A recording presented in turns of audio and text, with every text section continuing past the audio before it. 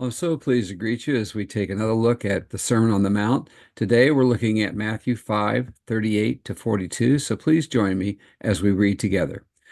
You have heard that it was said, eye for eye and tooth for tooth. But I tell you, do not resist an evil person. If anyone slaps you on the right cheek, turn to them the other cheek also. And if anyone wants to sue you and take your shirt, hand over your coat as well. If anyone forces you to go 1 mile, go with them 2 miles.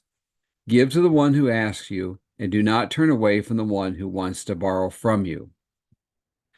In Papua New Guinea, the tribes have an unwritten law they call payback. If you steal one of my chickens, I can steal one of yours. It progresses from there up to and including taking of life. Offenses are committed against each other with the payback system, stretching over many years and too often involving injury and the death of many people. While we were serving in Papua New Guinea, a drama of this kind unfolded right before us.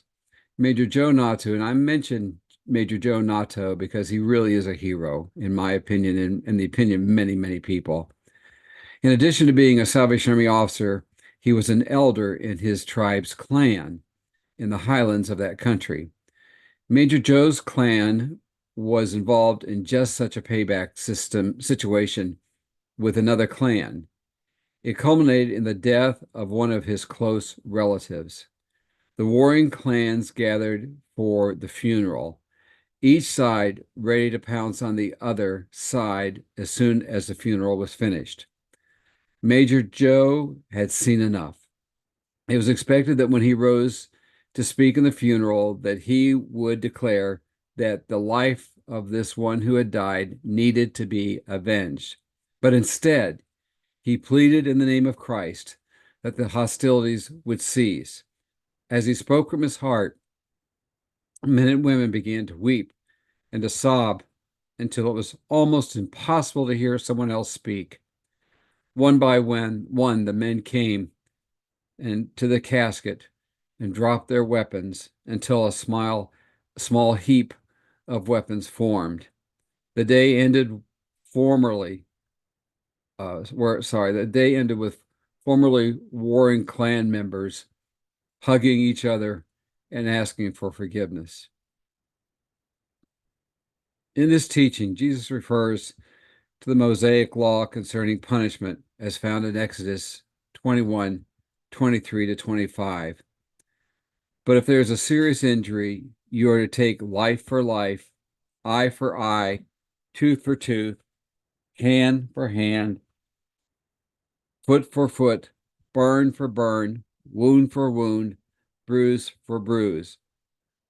Although many have considered this a justification for retaliation, it was actually a law for restraint. If someone in my family was murdered, I could not demand the slaughter of the whole family in retaliation. If I lost my eye, I could not demand the death of the person who took my eye. So this was to stop there from being terrible vengeance taken. Most importantly, it was meant to be done in a judicial setting. It was meant to be done in a court, not by an individual taking personal vengeance upon another person. So we need to keep this in mind when we look at this verse and this ruling in the Bible. In contrast to this standard of judgment, Jesus uttered a shocking statement. He said, "Do not resist an evil person." Now, Jesus was still speaking in judicial terms. The word resist in the Greek means to take someone to court or give testimony against him. Does this mean that Jesus was against the judicial system? Not at all. That's not what Jesus was saying. The New Testament is quite clear that the government authorities are ordained by God. You can look at scripture verses like Romans 13, 1 and 2, Daniel 2, 21, John 19, 11, 1 Peter 2, 13. It's very clear that the Bible supports governmental systems.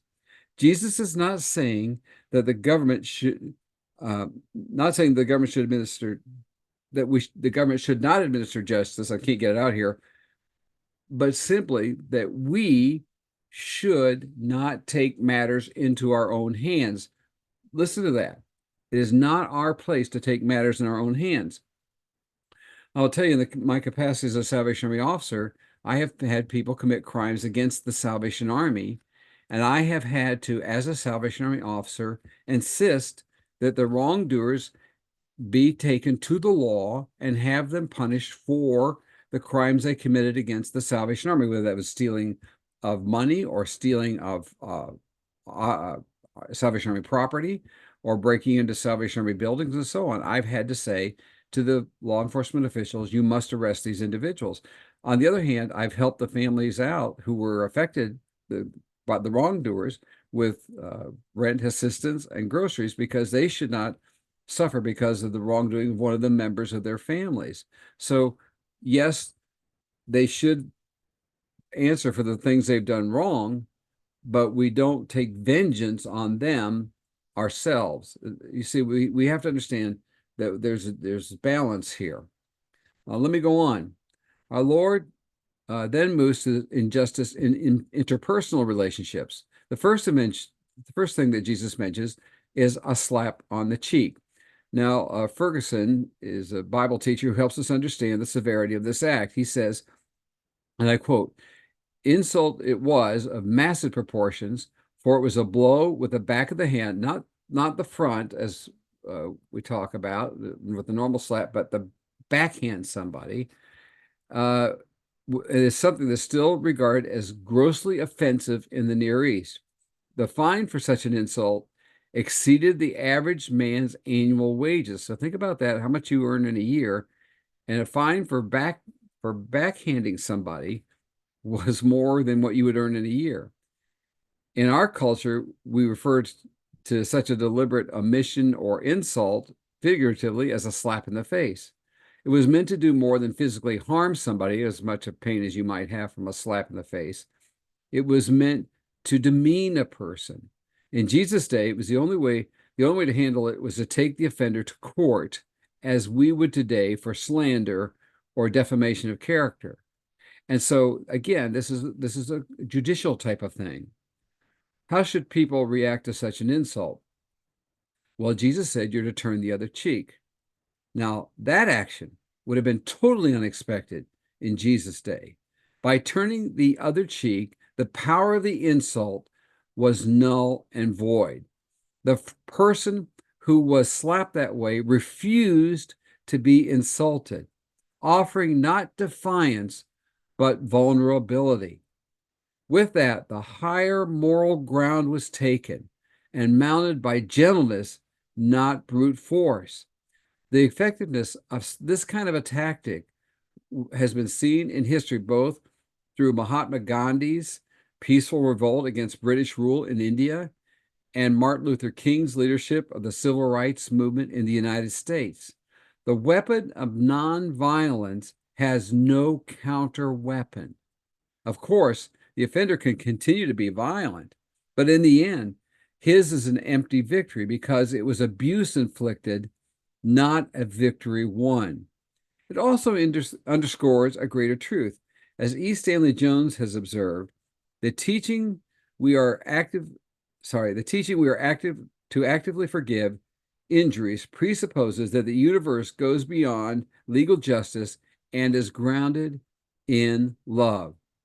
And Jesus demonstrated this in a perfect sense through the ordeal of his betrayal, trial, and crucifixion.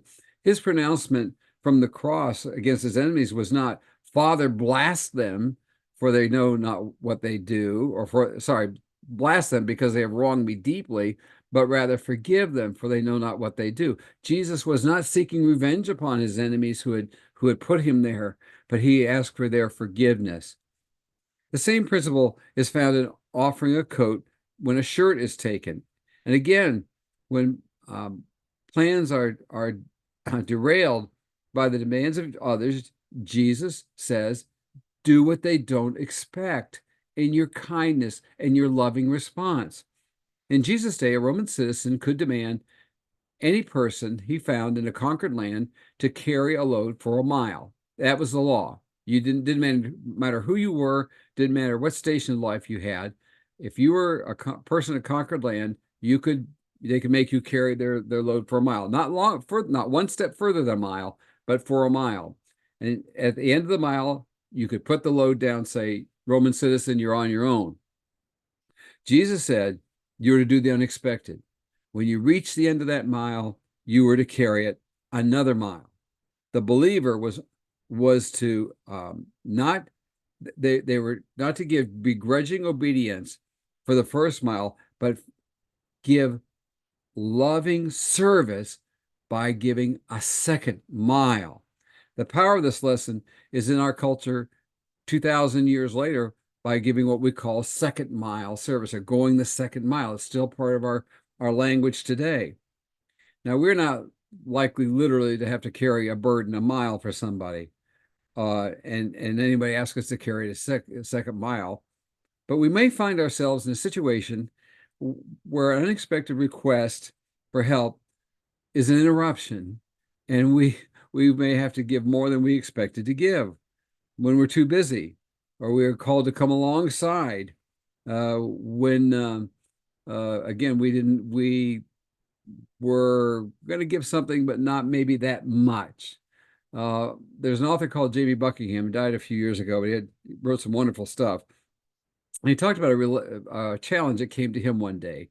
There was a returning missionary couple who had to come back to the U.S. and set up their household, and they needed a refrigerator. And so he said, well, I have an older refrigerator. I just bought a new one. I'll give him my old refrigerator. And as he was going down to the garage to get the refrigerator and get it ready to give the missionary couple, he heard the Lord speak to him. And the Lord said, Jamie, give them your new refrigerator. He said, but Lord, I just bought the new refrigerator. And the Lord said, Jamie, give them the new refrigerator. You keep the old refrigerator. But Lord, I just paid for the new refrigerator, he was saying. And the Lord said, Jamie, give them the new refrigerator. And Jamie said, Lord, okay. And he gave them the new refrigerator.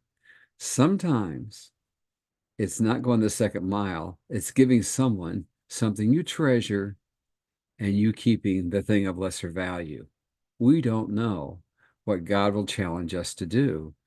And I would say to you, God may challenge you to do something today that involve going the second mile, or turning the other cheek, or letting him be the one to find the way of justice for you. Think about that this week, whatever God does for you, and let him show you the better way, the way of love. God bless you.